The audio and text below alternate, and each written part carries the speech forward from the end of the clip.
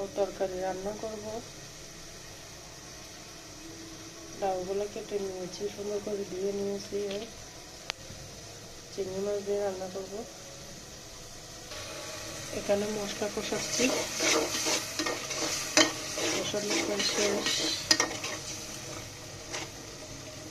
চিংড়ি মাছ দিয়ে রান্না করতেছি। রান্নাটা রাত্রেবেলা করতেছি। আমার মেয়ে আমার ফুলের মধ্যে, কিন্তু সেই জন্য ক্যামেরাটা ধরতে অসুবিধা হচ্ছে। আপনারা কিন্তু শীতকাল, লাউয়ের মজাই আলাদা। কাঁচামরিচ ধনেপাতা দিয়ে দেখতে থাকুন, ভালো লাগবে। এখানে সব মশলা দিয়ে আর দেখালাম না, যাতে সবাই রান্না করতে পারে।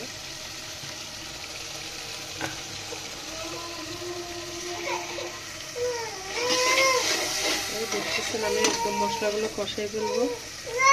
তেল ওঠা পর্যন্ত, তেল উঠে যাচ্ছে আস্তে আস্তে। কষিয়ে রান্না করার মজাই আলাদা।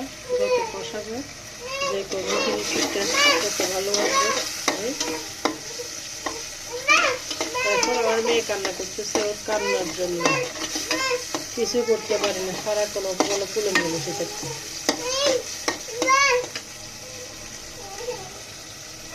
একদম তেল উঠে গেছে দেখেন। এখন লাউগুলো দিয়ে দিচ্ছি।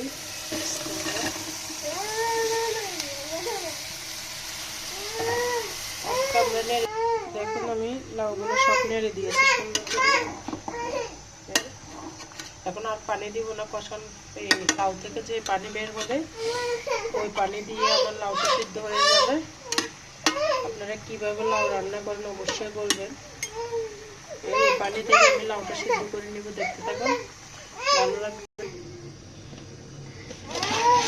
দেখেন এখনো পর্যন্ত একবারও নাড়ি নেই আমি।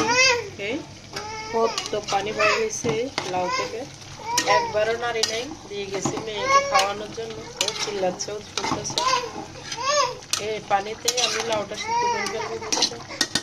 দেখতে থাকুন, সম্পূর্ণটা দেখাবো আপনাদের সাথে। লাউটাই 80% সিদ্ধ, প্রায় 80% সিদ্ধ হয়ে গেছে। আমি একটু ঝোল দিয়ে দিব। কত পানি বাইরে হয়েছে দেখেন লাউ থেকে। আমি একটু এখন ঝোল দিয়ে দিচ্ছি। দেখেন লাউ প্রায় সিদ্ধ হয়ে গেছে।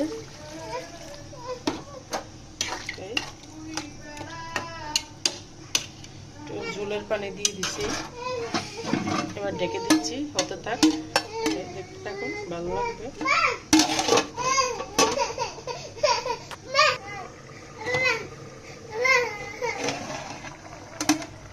এই লাউটা হয়ে গেছে, মাশাআল্লাহ। এই দেখেন কি সুন্দর, খেতেও দারুণ হয়েছে, অসাধারণ হয়েছে, অনেক মজা, মাশাআল্লাহ, আলহামদুলিল্লাহ। ধনেপাতা দিয়ে দিচ্ছি। লাউ ছাড়া ধনেপাতা ছাড়া লাউ যেন অসমাপ্ত। আলহামদুলিল্লাহ শেষ হয়ে গেছে। চুলা বন্ধ করে দিলাম। আসসালামু আলাইকুম, ভালো থাকবেন, ভিডিওটা দেখবেন। যদি ভিডিওটা ভালো লাগে, নতুন হলে সাবস্ক্রাইব করবেন, আর আমার বন্ধু থাকলে লাইক কমেন্ট শেয়ার করবেন। আসসালামু আলাইকুম।